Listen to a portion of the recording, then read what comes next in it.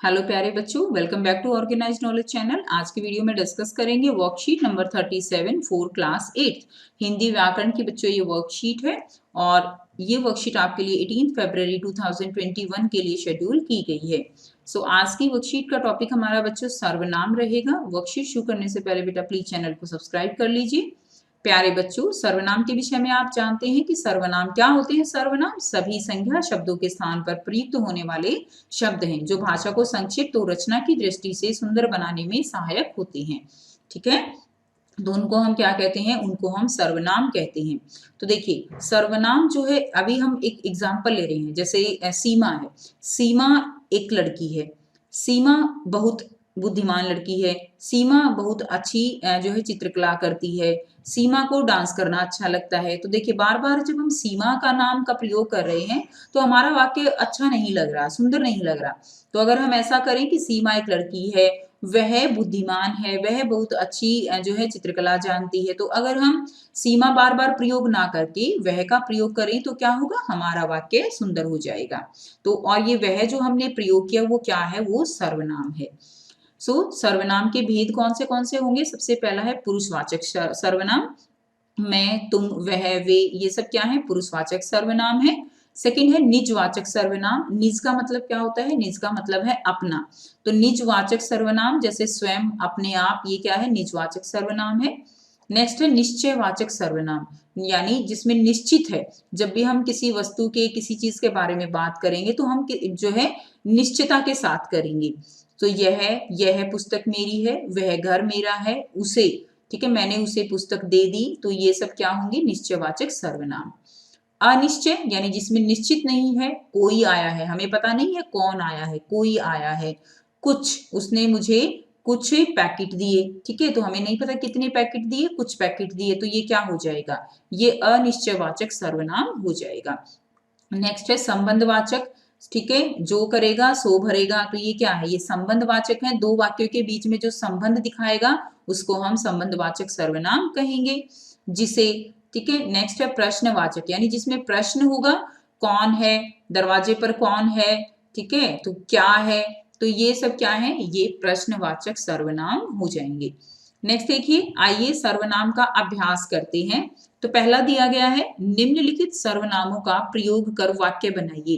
तो पहला दिया गया है आपको बेटा ये सर्वनाम का प्रयोग करके और वाक्य बनाने हैं। तो कौन, तो हम यहाँ पर करेंगे, क है हमारा, तो हम लिखेंगे दरवाजे पर कौन है। तो और भी आप अपने आप से वाक्य बना सकते हो, बहुत अच्छे अच्छे वाक्य बना सकते हो आप। ठीक है, तो आप अपने जो है अपने आप से एक वाक्य और साथ में जरूर लिखिएगा, दरवाजे पर कौन है। ठीक है बेटा। जिनका, ठीक है, तो इसमें क्या लिखेंगे? वो कौन है जिनका घर यहाँ है। वो कौन है, हमें जिनका यूज करना है ना। वो कौन है जिनका घर यहाँ है। ठीक है, ये हो गया। नेक्स्ट देखिए स्वयं। स्वयं का क्या बनाएंगे?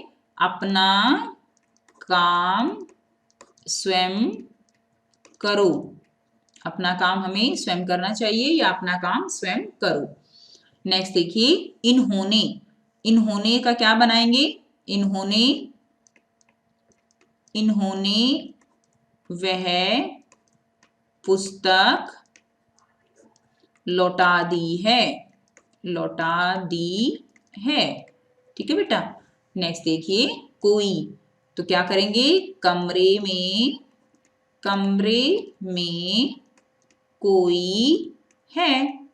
ठीक है, और भी बना सकते हो। ठीक, नेक्स्ट देखिए च, हम एक साथ पढ़ते हैं। आप और भी लिख सकते हो, हम एक साथ खेलते हैं, हम एक साथ विद्यालय जाते हैं, हम एक साथ खाना खाते हैं, तो हम एक साथ पढ़ते हैं। तो इस तरह से आप वाक्य बना लेंगे। प्रश्न 2 देखिए, निम्नलिखित वाक्यों को पढ़कर सर्वनाम शब्द छांटिए और उनके भेद लिखिए। तो आपको पढ़कर सर्वनाम शब्द छांटने हैं और भेद लिखने हैं। तो देखिए इसमें, इसमें सर्वनाम क्या है? सर्वनाम है आप, तो हम यहाँ पे लिख देंगे आप। भेद कौन सा है? ये आप जो है वो क्या हो जाएगा? पुरुषवाचक सर्वनाम। ठीक है, तो हम यहाँ पर लिख देंगे पुरुषवाचक। ठीक है बेटा, सर्वनाम आप साथ लिख लीजिएगा। तो पुरुषवाचक सर्वनाम। उसके बाद इसमें जो है एक और है कहाँ, तो कहाँ हम यहाँ लिखेंगे कहाँ। कहाँ क्या है, कहाँ है प्रश्नवाचक, कहाँ हो जाएगा प्रश्नवाचक सर्वनाम।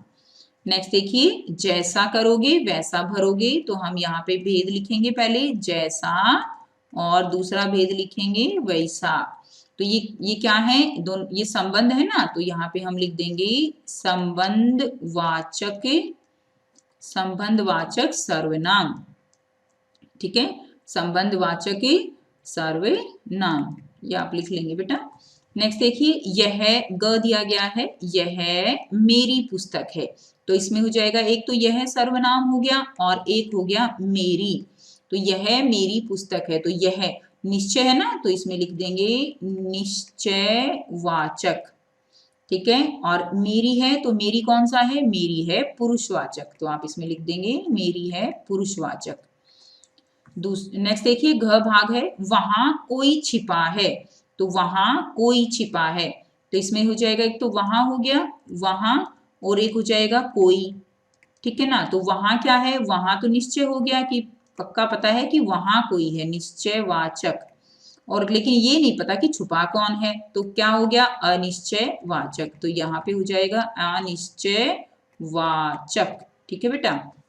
नेक्स्ट देखिए आप अड़ भाग है, आप हमारी शिक्षिका हैं, तो आप और एक हो गया हमारी, तो ये दोनों ही क्या है, ये दोनों ही पुरुषवाचक हैं। ठीक है, तो यहां से आप थोड़ा सा ध्यान रखिएगा कि ये इसका है अड़य भाग का हो जाएगा पुरुषवाचक, दोनों ही क्या है ये पुरुषवाचक सर्वनाम है। सर्वनाम तो सबके साथ लिखना ही है, ऐसे लिख देंगे। ये हो गया हमारा second.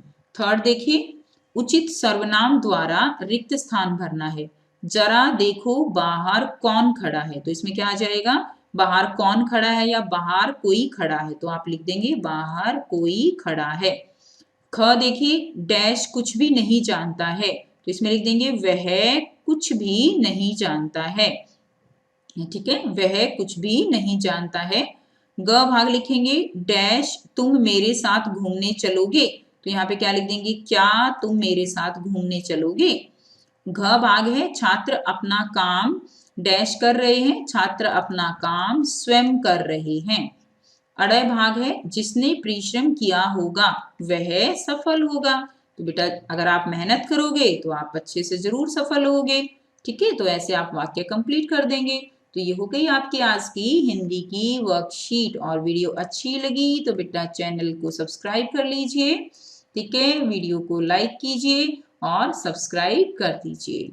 So thanks for watching students, have a nice day.